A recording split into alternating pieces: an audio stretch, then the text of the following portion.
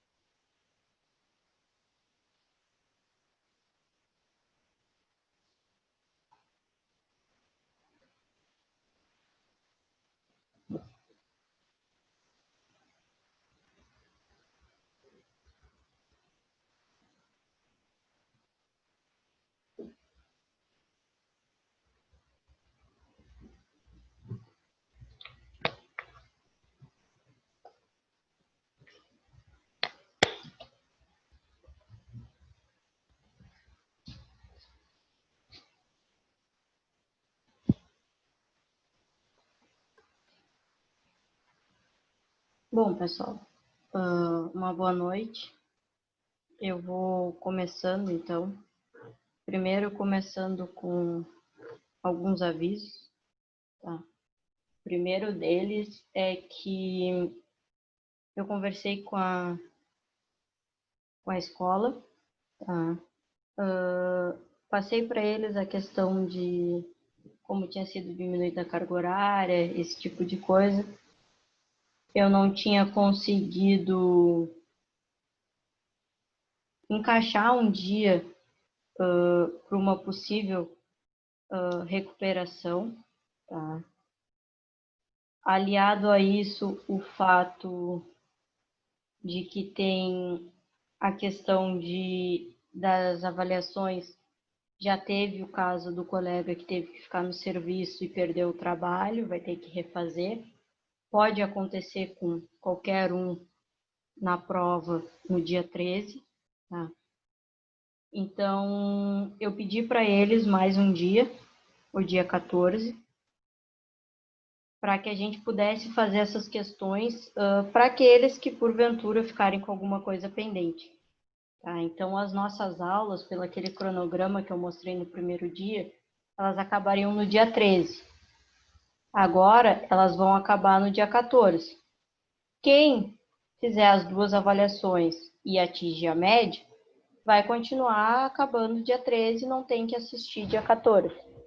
Mas, se porventura alguém perdeu algum trabalho ou não conseguiu atingir a média, eu consegui esse dia para a gente estar recuperando a avaliação perdida e também a nota. Tá? Então, se tinha alguém preocupado com, não vai ter recuperação, ou como é que eu vou fazer para recuperar se eu perder o trabalho, essa questão ela foi resolvida. Tá? Então, dia 14, último dia, vai ser para isso, para a gente recuperar os trabalhos e fazer uma recuperação para caso alguém precise, se não, acaba dia 13, como estava previsto anteriormente. Tá? Uma outra alteração que eu fiz, tá? Foi só na ordem das aulas, pelo aquele cronograma que eu tinha passado. Por quê? Porque eu não sabia como que era a turma de vocês em questão de dia de jogo. Mas a turma que eu tinha antes, de eletro, eles nem apareciam dia de jogo. Tá? Eu já 2 vezes aconteceu de eu ir na escola e não ter aluno porque eles não iam dia de jogo, principalmente se envolvesse Grêmio e Inter. Aí, como a aula de hoje seria uma aula comprida, e eu não sabia como vocês eram, resolvi trocar, colocar uma aula mais curta hoje, para que não tivesse problema para quem tem essa questão com o fato de hoje ter jogo. Tá? Mas estou vendo que alguns têm essa coisa de jogo, até porque hoje a gente está com um número bem inferior em relação aos outros dias. Então, já deu para perceber que alguns têm essa coisa de antes de jogo não fazer nada e esse tipo de coisa. Tá? Mas fiquem sabendo que a aula é curta, inverti a ordem das aulas por conta disso. Tá? E também, quando acontece esse tipo de coisa, aqueles que participam e que se fazem presente na aula, onde a maioria faltou, recebe um asteriscozinho ali do lado, para caso precise ganhar aquela forcinha lá no final. Tá? Então, fiquem cientes disso. Certo? Nenhum de vocês tinha problema com turno, né? Acho que os que tinham não estão na aula de hoje. Acredito eu. Para a gente ver a questão do dia 14. Não, se eu pegar vai ser só depois do dia 20, professor. Se tu pegar, vai ser depois do dia 20. Vai. Tá. O dia 14 é tranquilo. Tá, não. Tranquilo. Mas, de qualquer forma, às vezes acontece um imprevisto de última hora no serviço. Tem que ficar, às vezes, então eu consegui esse dia a mais, certo? Ok. Eu comecei a corrigir, tá? Os trabalhos de vocês. Por enquanto, os que eu corrigi, as notas estão boas, tá? Pouquíssimos erros, um ou outro erro em relação ao sinal, ou até um ou outro em relação a alguma identificação, mas a maioria dos que eu corrigi até então, as notas estão bem satisfatórias, tá? Assim que eu terminar, eu passo todas para vocês, certo?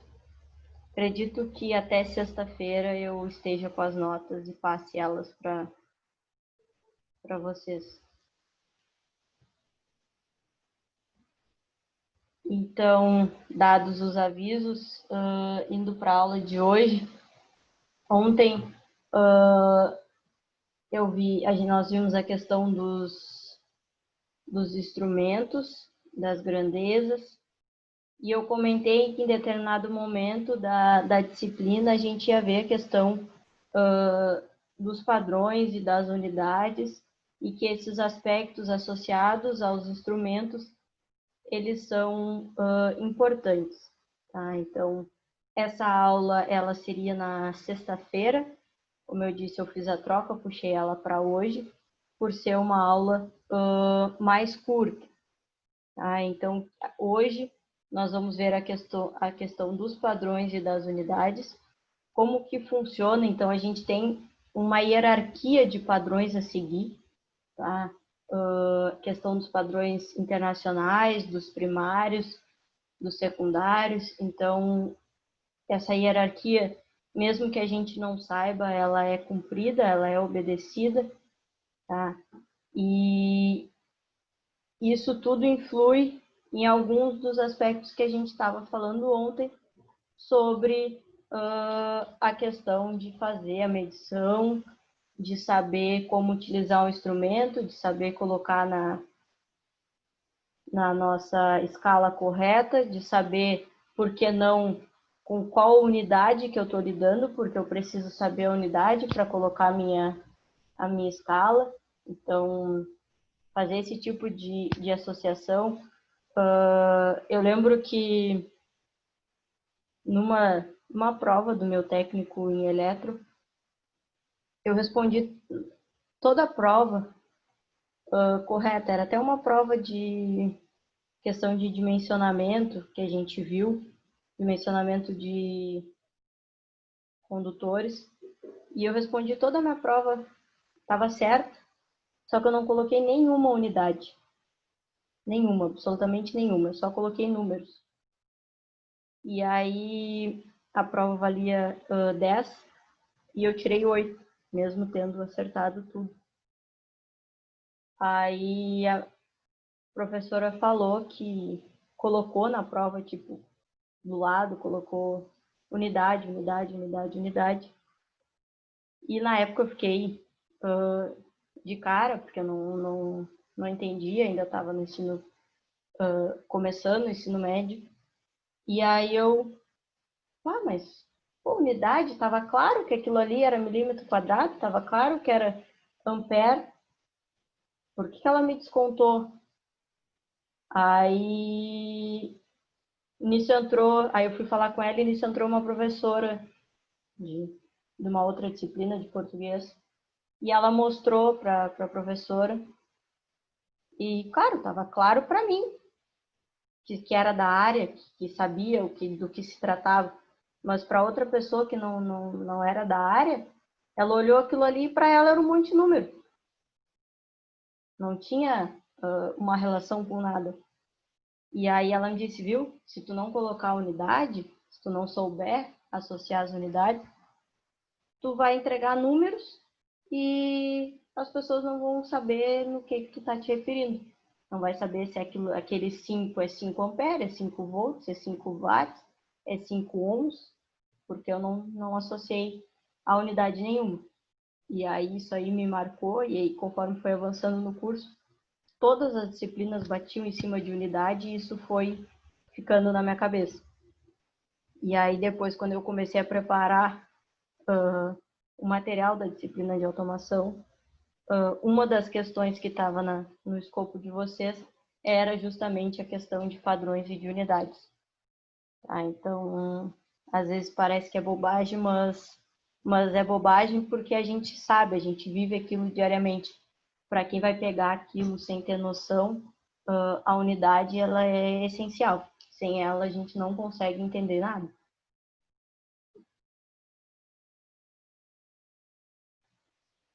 Então, tudo se baseia no Sistema Internacional de Unidades, a gente segue isso. Tá? Vocês devem ter ouvido falar ao longo do curso e durante outros momentos de vida acadêmica de vocês, que a gente segue o Sistema Internacional de Unidades. Tá? Mas não é só ele que existe. Existem outras opções, tá? Mas o padrão, o que nós nos baseamos, é o Sistema Internacional de Unidades. Então, só como no início, como curiosidade, ele começa na França, e aí vocês vão ver como a gente sempre entra de gaiato nas coisas do Brasil, né? Ele começa na França, então, basicamente com 3 unidades, o comprimento, a massa e o tempo. Então, se sentiu a necessidade da criação para se estabelecer basicamente essas 3 unidades. Nada mais do que isso. E isso perdurou, tá? Até que em 1874, na Inglaterra, surge um novo sistema, o CGS, pela Associação Britânica. E aí se sentiu a necessidade de se criar essa relação das unidades base com algumas derivações. Então, foi então que surgiu o centímetro, foi então que surgiu a grama, o segundo, que são unidades bastante utilizadas, às vezes até se confundem com ser unidade padrão, mas não são, elas são unidades secundárias, mas que estão associadas a essas unidades base. Tá? Então, se em algum momento do curso pedirem para que seja colocado nas unidades do Sistema Internacional, vocês têm que estar colocando, por exemplo, o comprimento em metro e o tempo em segundo. Tá?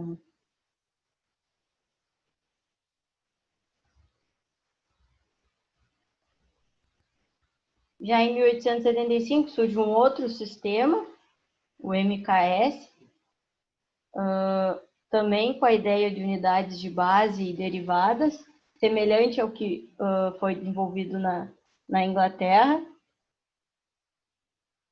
Só que até então esse sistema ele não estava associado a outras unidades senão aquelas. Até que em 1901 se sentiu a necessidade de que unidades elétricas fossem incorporadas e fossem associadas a esse sistema. Então, a partir disso, algumas unidades que a gente utiliza no meio da eletrotécnica passaram a compor esse sistema. Então, o ampere, o Kelvin, que muita gente às vezes não sabe, mas é a unidade padrão de temperatura, não é o Celsius. Então, no Sistema Internacional, a unidade padrão de medição de temperatura é o Kelvin, apesar de aqui a gente só utilizar o Celsius. A gente tem a relação de transformação de Celsius para Kelvin, a relação de 273.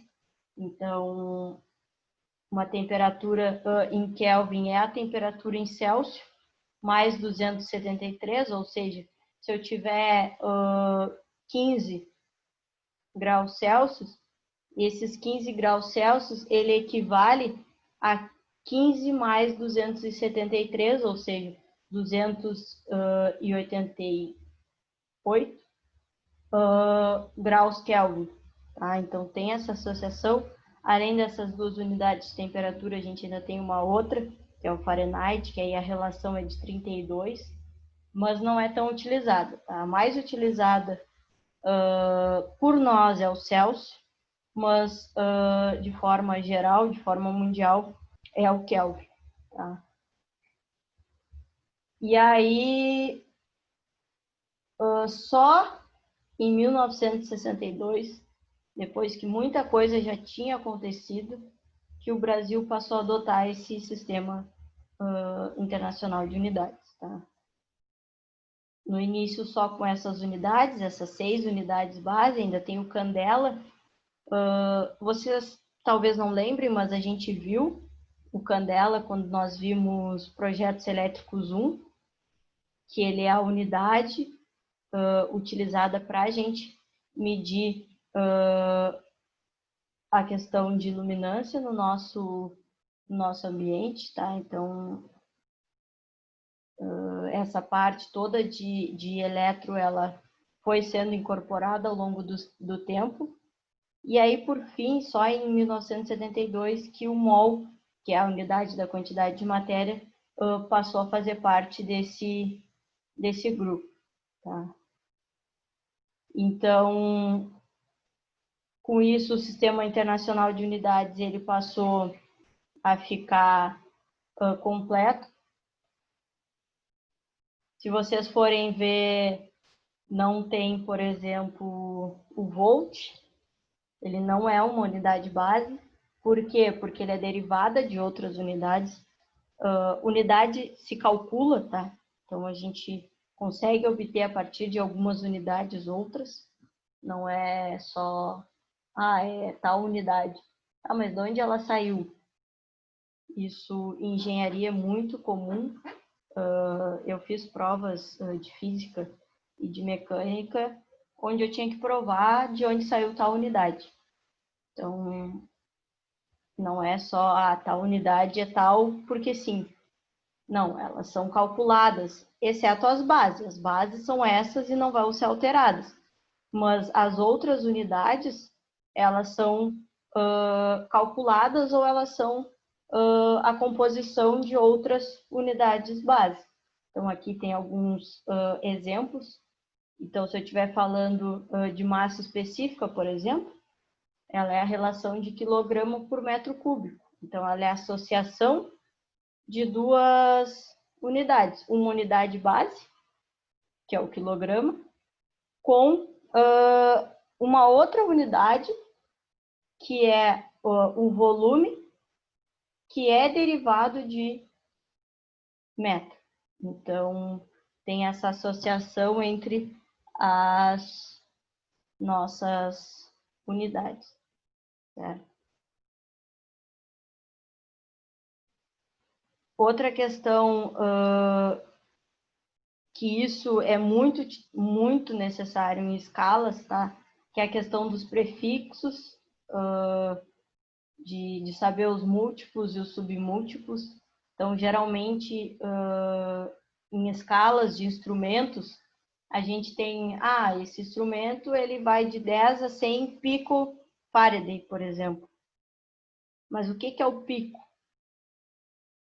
Ele quer dizer que aquele instrumento vai de 10 na menos 12 até 100 na menos 12. Então, essa questão do prefixo, a gente tem alguns que são muito utilizados, outros nem tanto. Mas, por exemplo, pico, nano, micro e mili são os mais utilizados do ponto de vista negativo, né? E do ponto de vista positivo, deca, mega e giga, e quilo também são os mais utilizados. Mas tudo isso a gente encontra sempre em tabelas, porque como é uma norma, é um sistema internacional, tudo é tabelado e deve ser cumprido. E aí a gente entra na questão dos padrões, tá? Que se referem às unidades e escalas em uso e permite que medidas realizadas em momentos e lugares diferentes possam ser comparadas. Ou seja, uma medida que está sendo realizada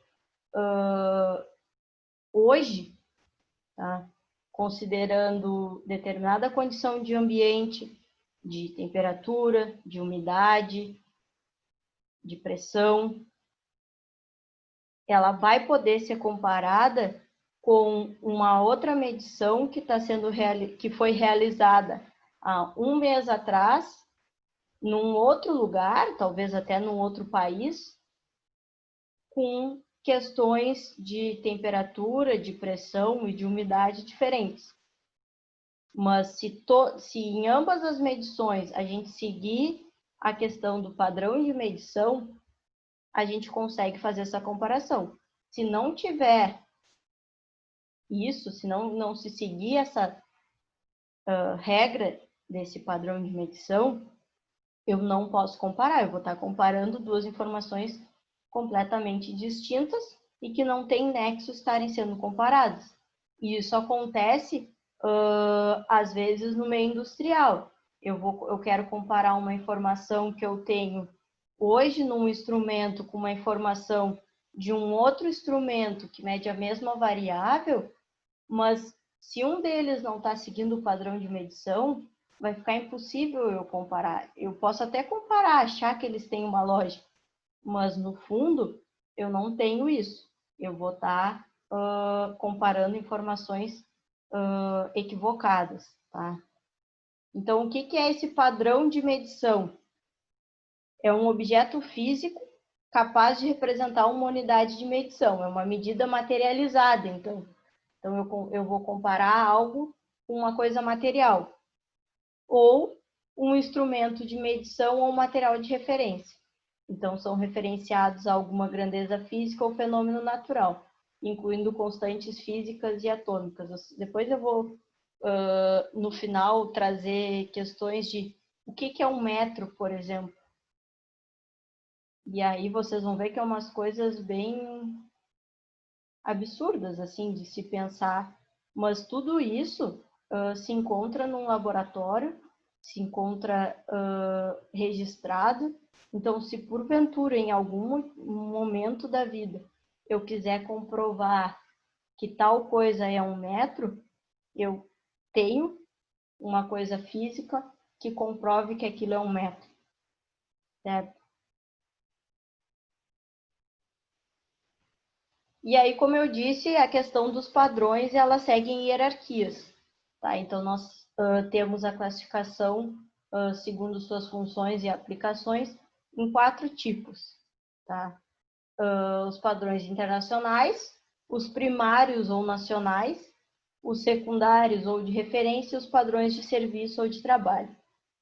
Seguindo a hierarquia de que o de serviço vai obedecer o secundário primário e o primário internacional. Tá? Então, o que rege tudo é o padrão internacional. Certo? Isso rege o mundo inteiro.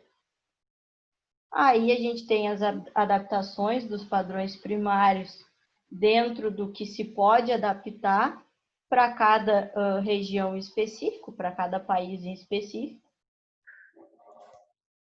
Depois disso, nós temos os padrões secundários, que estão associados aos primários. Então, por exemplo, aqui, a gente teria um padrão primário que seria, que comandaria toda a questão no Brasil inteiro. Associado a ele, a gente tem diversos laboratórios espalhados pelo país, que são vinculados a esses laboratórios primários, mas que permitem ser utilizados localmente. Então, aqui, se eu não me engano, o mais perto que a gente tem é Porto Alegre. Tá? Então, por exemplo, a gente tem que seguir o que Porto Alegre está dizendo, e Porto Alegre segue o que o responsável pelo Brasil inteiro está dizendo, e assim vai indo. E os padrões de serviço são aqueles do dia a dia ali, do chão de fábrica propriamente dito, tá? De forma resumida. Falando da questão dos padrões internacionais, então eles são estabelecidos a partir de um acordo internacional, representam o que mais exatamente possível certas unidades de medição, sendo periodicamente testados e aferidos. Esses padrões estão sob os cuidados guardados pelo Bureau Internacional de Pesos e Medidas, situado em Paris, e não estão disponíveis para usuários comuns. Não pode a Alice chegar lá, foi fazer uma viagem a Paris, e chega lá e quer entrar e conhecer esse laboratório. Não, ela não pode entrar. Esse laboratório ele é tão importante, tão sério, que só pessoas cadastradas e vinculadas a ele são permitidos ter acesso. Então, nesse lugar é onde é feito todas as aferições e possibilidades de aferições e de calibrações, onde tudo é testado, onde tudo é aferido, e é dali que saem os comandos para o resto do mundo. Tá? Então, se alguma coisa nova surgiu relacionado a esse meio, foi dali. Tá? E aí, a gente sai desses padrões internacionais e vai para os padrões primários.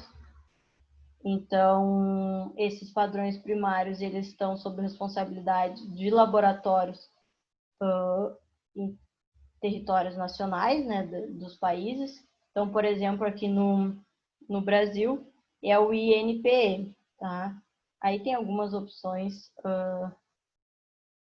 quais são os responsáveis por outros países. Então, nesse laboratório, esse órgão responsável pelo Brasil, são aferidos e calibrados nesses laboratórios.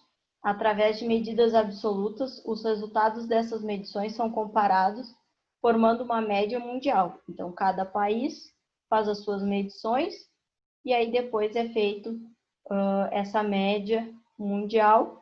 Também não estão disponíveis a usuários comuns e são utilizados na avaliação e calibração dos padrões secundários. Então, o que acontece de forma geral? Eu mando um instrumento que eu tenho aqui na minha indústria para um laboratório que segue os padrões secundários. Então, um laboratório situado lá em Porto Alegre. Esse laboratório, ele tem uma série de instrumentos e de equipamentos que são responsáveis por fazer a calibração daquele instrumento que eu mandei. Só que se o instrumento que ele utiliza para fazer a calibração não tiver calibrado, ele não vai fazer a calibração do meu instrumento de forma adequada. Então, esses instrumentos utilizados nesses laboratórios também precisam ser avaliados, testados, calibrados. E esses instrumentos, então, são enviados para o laboratório responsável pelos padrões primários no país. Então, sempre tem essa hierarquia a ser seguida, que deve ser cumprida, certo? Já os padrões secundários são aqueles padrões utilizados pela Rede Brasileira de Calibração, então, que rege toda essa parte de calibração de instrumentos, e são os que são utilizados pelos usuários industriais. Tá? Então, eles são mantidos por empresas ou instituições que são responsáveis pela manutenção desses padrões, são periodicamente avaliados com relação aos padrões primários pelos laboratórios nacionais que emitem certificados de avaliação. Então, como eu disse, de tanto em tanto tempo, aqueles laboratórios responsáveis por fazer a calibração dos nossos instrumentos também passam pelo processo de calibração e tudo isso é certificado. Pessoal, toda essa parte de calibração, ela é muito importante, consequentemente, ela é muito cara, extremamente cara. Tu mandar fazer a calibração de instrumento, é extremamente caro tu ter esse certificado esse selo, tá? São várias questões que precisam ser cumpridas. Não sei se vocês já chegaram a ver um exemplo de uma ficha de calibração do instrumento, mas é muito detalhada. São vários aspectos que são levados em consideração. Aqueles mínimos detalhes que às vezes a gente acha que é bobagem, são detalhes que fazem toda a diferença. Então, é um processo extremamente caro e pessoas extremamente qualificadas são responsáveis por fazer esse tipo de procedimento. Tá? Tanto é que não é qualquer pessoa que pode chegar e entrar em qualquer um desses laboratórios. As salas desses processos de calibração, elas são cheias de questões também para te entrar, dependendo do tipo de laboratório que realiza determinada calibração, tu tem que entrar com determinada cor de roupa, tu não pode estar com nenhum objeto metálico, a temperatura não pode oscilar nem 0,1 grau, tem que estar fixo aquele valor. A umidade, se não tiver dentro de certa faixa, não serve para fazer a calibração. Então, todos esses aspectos são monitorados nesses processos. Os laboratórios são, além de muito equipados, com muitos aspectos cuidadosos nesse sentido. Tá? E aí, como exige muita coisa, óbvio, se torna um processo caro. Já a questão dos padrões de serviço, que é o que a gente tem ali no dia a dia, né, no nosso chão de fábrica, são utilizados em laboratório de medição para testes e calibração de instrumentos ou equipamentos de medida a nível de produção, chão de fábrica. Tá? Então, são instrumentos que a gente consegue aferir e calibrar dentro das nossas próprias condições da empresa. Tá? Então, que não exigem uma série de cuidados, eles podem ser dentro dos laboratórios das próprias indústrias serem calibrados. Tá? Então, a lógica é basicamente essa, só que, claro, eles precisam ter alguns instrumentos para fazer essa calibração, e aí a gente volta para aquele ciclo de que esses instrumentos têm que passar pelos laboratórios que seguem os padrões primários, e aí os dos laboratórios do padrão primário passam, e assim a gente vai avançando na nossa hierarquia. Tá?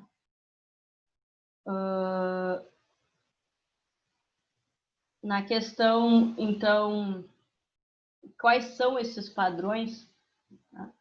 Ah, mas tu está falando de padrões, mas eu não sei que padrões são esses. Bom, a gente viu ali quais são as unidades base, e essas são as unidades padrões. Esses são os padrões. Tá?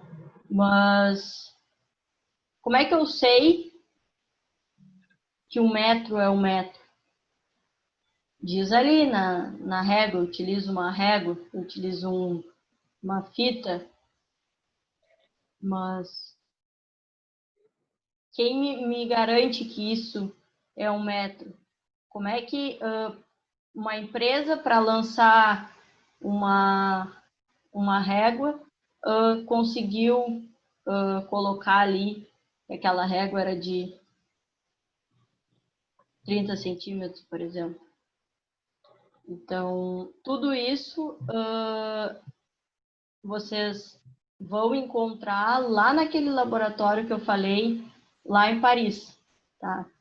Se fosse permitida a entrada, vocês chegariam lá e vocês teriam um experimento que vocês olhariam para ele e ele mostraria para vocês o que é um metro.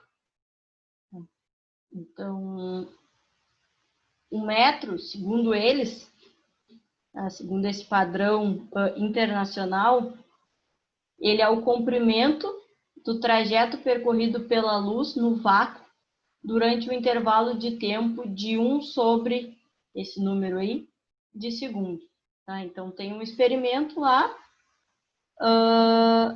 de um objeto no vácuo que vai percorrer isso aí nesse tempo. E aí, na dúvida, chega um instrumento lá e quer ver se está dando 1 metro, eles comparam esse instrumento com esse experimento que eles têm. Tá? Então, parece uma coisa absurda, mas realmente essas coisas são bem peculiares, assim.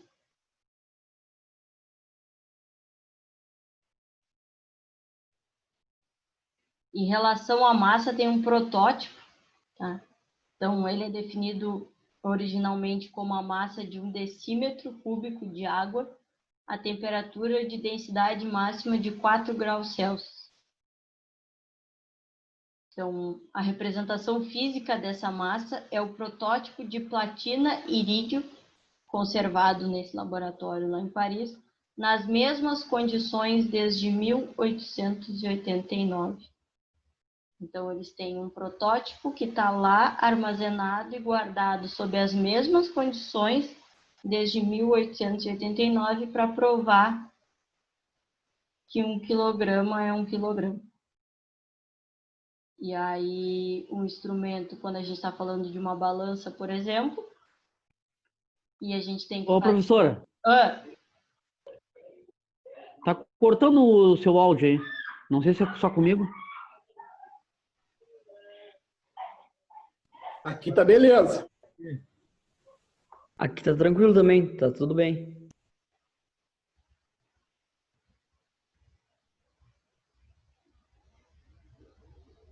o pessoal tá, pelo jeito, tá ouvindo tranquilo. Será que não é uma oscilação na tua internet, de repente?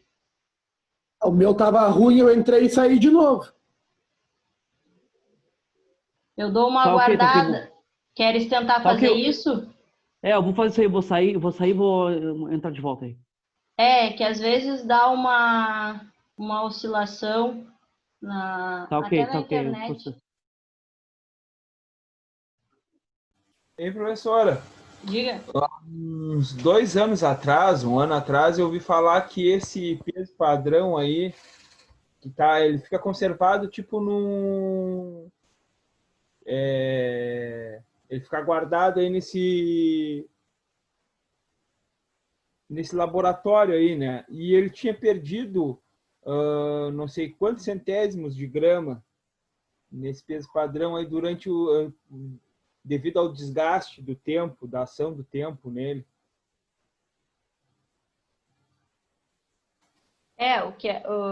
Eu vi essa notícia até quando eu estava montando o material da aula. Só deixa eu aceitar aqui o Eduardo. Quando eu estava preparando e vendo a questão dos padrões para preparar o material da aula, foi noticiado isso. Eduardo, voltou? Melhorou? Ok, melhorou. Vamos ver agora. Pode Tá, seguir, bem. professora. Tá Obrigado, bom. obrigado, hein.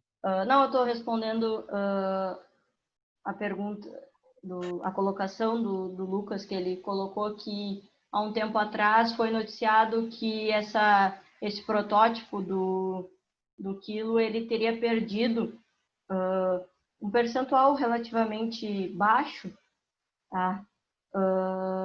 De pesagem devido ao tempo, à degradação do tempo que ele sofreu. Tá?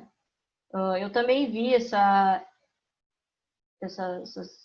coisas, mas não, até então não achei nada de nenhuma alteração assim mais profunda nesse sentido. Talvez alguma alteração nas condições do ambiente, não sei. O que Pois é, tem, depois seguindo Cara, esse... até agora mesmo estava Hã? pesquisando, não achei, até agora mesmo estava pesquisando e não achei nada mais sobre o É, assunto. o que acontece às vezes é que, como se trata de uma questão que envolve muita grana e muito poder, né? Esse tipo de coisa às vezes acaba sendo noticiada, mas acaba rapidamente saindo do cenário porque é de interesse das grandes empresas que isso saia do noticiário, né? Porque isso afetaria muita coisa, essa alteração. Porque tu imagina, tu ter essa alteração, tu não tem com o que comparar, na verdade. Aqueles instrumentos que iriam para esse laboratório para serem calibrados e serem comparados, tu saberia que eles teriam essa variação. Claro que a gente sempre trabalha com um erro aceitável, né? Mas esse erro, quando a gente está falando do laboratório que deveria ser a norma para o restante, ele não deveria ter. Esse erro não. Se a gente parte com o erro lá de cima, tu imagina o que vai chegar lá no chão de fábrica. Sim. Porque a cada processo que a gente vai passando, a gente vai aumentando um pouquinho esse erro. E aí, o momento que a gente já sai com erro, a gente chega lá no final com um erro considerável. E aí, no caso do quilo, por exemplo, a gente está falando, vamos supor, de calibração de balanças. E balanças que são responsáveis por fazer pesagem de produtos que movimentam a economia do mundo inteiro. Então, que qualquer alteração faz diferença. Claro que a gente sabe, acho que foi até tu que comentou que trabalhava em balança, ou não foi tu? Foi o Everton. Que sabe que tem esse tipo de falcatruagem para favorecer as empresas, dentro do limite aceitável. Mas, como eu falei na aula que ele comentou isso, eles achavam que estavam com 20 quilos, né, favorecendo a empresa em 20 quilos. Isso eles achavam, se a balança deles não tivesse calibrada 100%, de repente eles não estavam favorecendo em 20, eles achavam que estavam, mas estavam favorecendo em 18, porque eles tinham uma perda ali que eles nem sabiam. Então, esse tipo de coisa movimenta a economia inteira, e aí não pode ficar circulando esse tipo de informação, se ela é verdade ou não, né? Por mais que ela não seja, às vezes.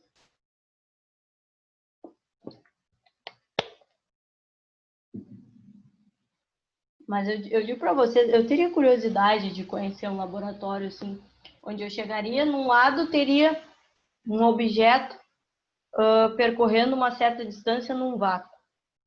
No outro eu teria um protótipo de platina e irídio, que eu nem sei direito o que é, porque essas coisas de química não me interessam muito, que me indicaria que é o quilo.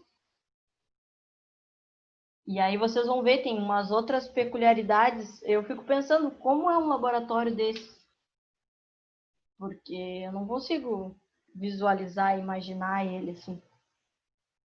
A questão do tempo mesmo, do segundo, é a duração desse número aí, períodos da radiação correspondente à transição entre os dois níveis hiperfinos do estado fundamental do átomo de césio. Ou seja, eu tenho um átomo em algum lugar de Paris só para provar que o segundo é o segundo. Então, é umas coisas meio ilógicas. E mais do que isso, eu fico pensando quem foi um dia que pensou nisso. Porque não é normal uma pessoa pensar nisso assim, no dia para a noite. Eu vou dizer que o segundo é isso. Não, são coisas... E conseguiu comprovar, né? Porque foi levado isso como regra para tudo. Estabelece tudo, rege o mundo inteiro. A questão do ampere, então, ele é a intensidade de uma corrente elétrica constante, que mantida em dois condutores paralelos retilíneos de comprimento infinito, de seção circular desprezível e situados à distância de 1 metro entre si, tá? Não é entre ti, tem um erro de digitação ali, no vácuo, produz entre estes condutores uma força igual a 2 vezes 10 na menos 7 newton por metro de comprimento. Tá? Então, a gente tem dois condutores que estão separados entre eles em 1 metro, também estão no vácuo. A maioria desses experimentos são tudo no vácuo. E aí ele tem que dar essa força. Se eu colocar dois condutores separados de 1 metro no vácuo e ele não me retornar essa força, significa que ali eu não vou ter o ampere, no caso.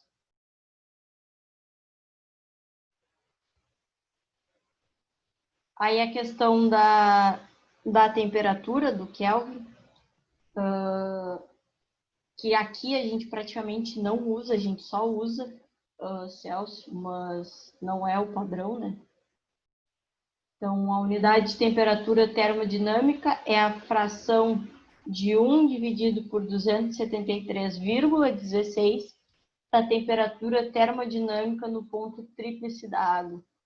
A questão do ponto tríplice da água tem a ver com o processo de fusão e de ebulição, tá? Uma questão química, como eu disse, eu não tenho muito interesse. Tinha uma disciplina que eu odiava no ensino médio e na faculdade, era química.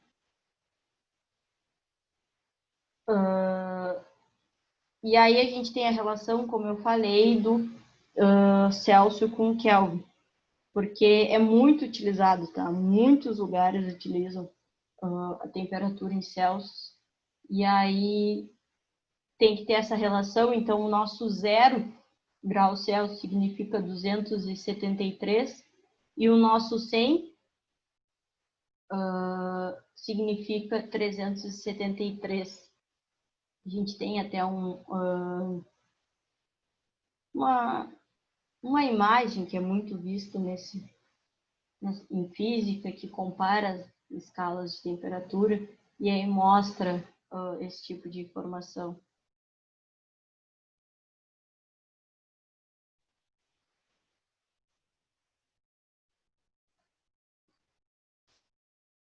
Em relação ao mol, ele é a quantidade de matéria, então, para fazer essa comprovação, né, nesse laboratório, a gente tem que... O mol é a quantidade de matéria de um sistema contendo tantas entidades elementares quantos átomos existem em 0,012 kg de carbono 12. Carbono 12 também é um elemento químico na tabela periódica. Então, a gente quer 0,012 desse elemento químico, e aí a gente vai verificar quantos átomos tem nisso, e aí a gente vai saber que isso é um mol. Tá? Então, quando a gente utiliza o mol, as entidades elementares devem ser especificadas, podendo ser átomos, moléculas, íons, elétrons, assim como outras partículas ou agrupamentos especificados de tais partículas. Todos eles têm quando que isso foi regimentado, tá?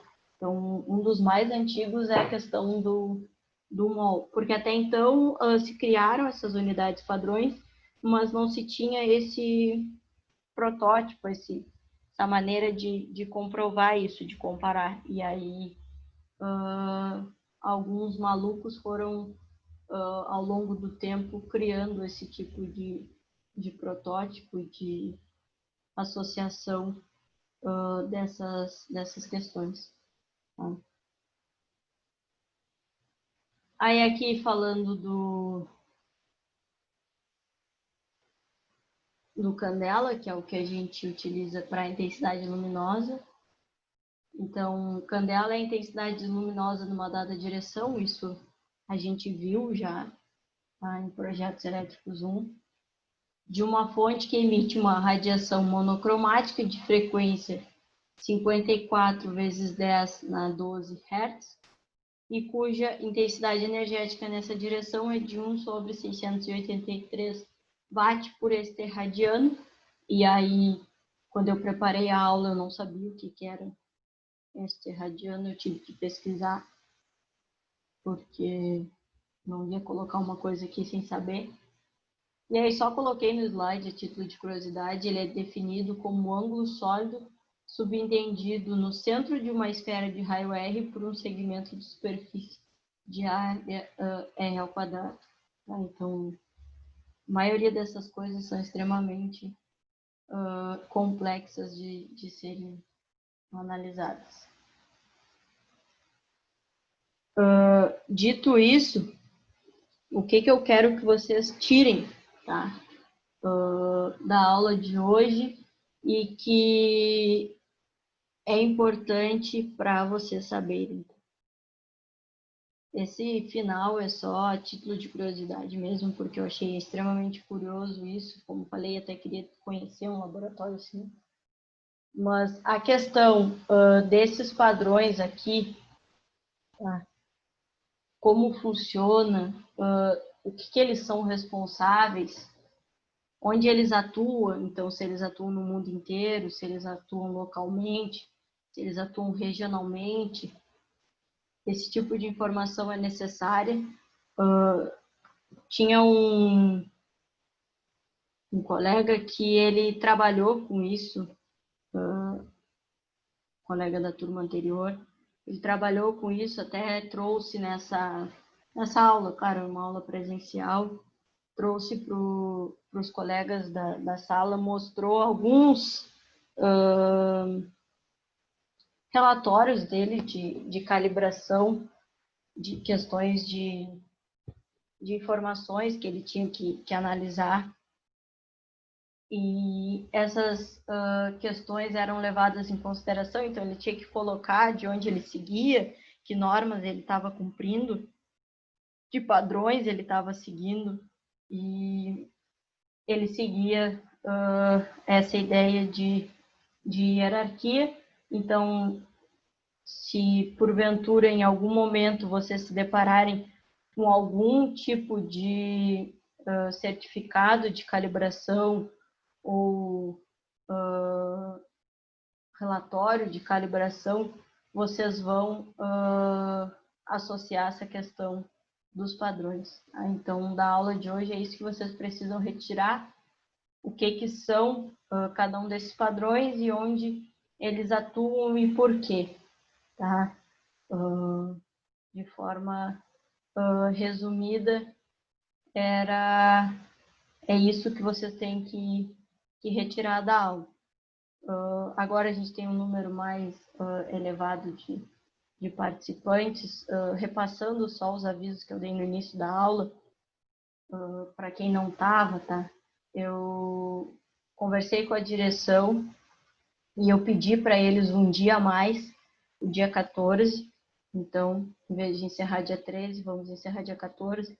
Esse dia 14 eu vou utilizar para aplicar trabalhos pendentes, tá? Então, de quem não conseguiu realizar ou o trabalho, ou porventura não vai conseguir realizar a avaliação no dia 13, por conta de ter que ficar no serviço, tá? A gente não tinha essa data, eu consegui essa data com eles, e aqueles que conseguiram realizar as 2 avaliações e não atingiram a média vão ter uma oportunidade de estar fazendo uma recuperação. Tá? Que antes a gente não ia ter essa oportunidade, até quando eu apresentei o cronograma, me foi perguntado sobre isso, até porque eu dei essa chance em projetos elétricos 2 e sempre gosto de dar, porque eu sei o quanto é difícil para vocês acompanhar e estudar e assistir aula e manter esse ritmo com a questão do trabalho. Então, às vezes, realmente não é porque vocês não querem, é porque não conseguem, Então, ter essa data é importante nesse sentido. Então, no caso do Rogério, já ficas ciente que o trabalho tu irás recuperar no dia 14, tá? Na sexta-feira, que vai ser o último dia da disciplina, certo? Acho que de avisos era isso. Como eu disse, eu inverti, essa aula seria na sexta-feira, hoje seria uma aula mais longa, mas eu troquei porque eu não sabia como seria a questão de vocês com o jogo. Eu já tive 2 casos de aulas em que presenciais, né, que eu fui dar aula e eu não tive nenhum aluno porque era dia de Grenal. Então eu optei por fazer uma aula mais curta para que a gente não tivesse problema em relação a isso, e aí inverti a ordem do que eu tinha passado para vocês no cronograma, certo? Agora só vou fazer a chamada e aí vocês estão dispensados. Em relação aos trabalhos, acho que até sexta-feira eu entrego as notas, tá? Para quem não tinha escutado ainda sobre isso. Christian? Ô, professor, Diga. Oi, fala comigo. Diga. Posso pegar lancha? Pode pegar lanche. Fiz a aula pensando em ti, obrigado. para dar tempo de tu pegar lanche e ver o jogo, viu? Ah, é eficiente. Certo. Diga, Francisco. só uma dúvida.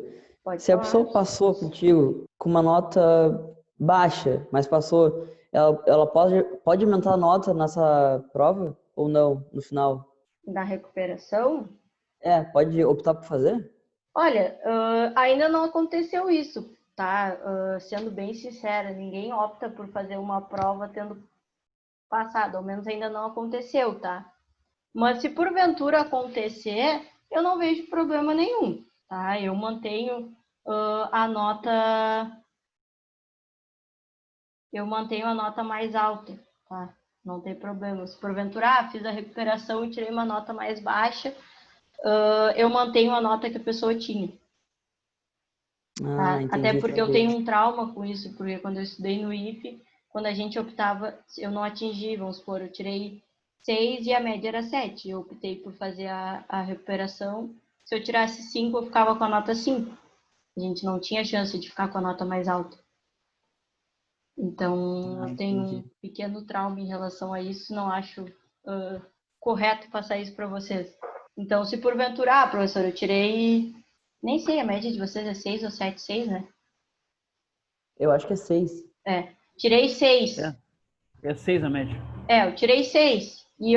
Mas eu queria, não consegui estudar muito, eu queria ter a chance de refazer a prova para tirar uma nota mais alta. Posso? Pode. Aí fica a critério da pessoa. Tranquilo, professor. Muito obrigado, viu? Tá? Vamos lá, então, seguindo a chamada. Só o Christian respondeu. Giovanni. Aqui. Eduardo. Aqui, presente. Everton. Francisco. Eu aqui, presente. Isaac. Lucas Paiva. Lucas Guimarães. Aqui, e dá-lhe Grêmio. Luiz. Marcelo. Aqui. Nicolas. Rogério. Presente. E o Vinícius respondeu no chat que está sem microfone. Tá? Então já fiquem sabendo dessa aula a mais no dia 14. Quem porventura trocar turno, quem tiver que ficar mais tarde no serviço no dia 13, não se preocupem, vocês vão ter um dia a mais para estar fazendo essa avaliação. Tá? Se não tem mais nenhuma dúvida, nenhuma pergunta, estão dispensados. E qualquer coisa, sempre estou à disposição pelo WhatsApp para estar respondendo alguma questão. Não tem problema.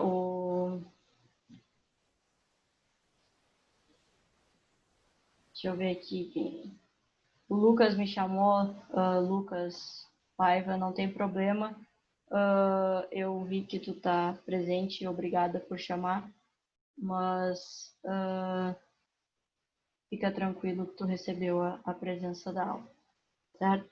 Uma boa noite a todos, um bom jogo para aqueles que vão ver, e a gente se vê amanhã com algumas definições de questão de sensores, atuadores e instrumentos mais específicos da área de automação, certo? Certo. Certo, boa noite. Ok, boa noite. Boa noite. 2-0 tricolor, hein? Ah, para.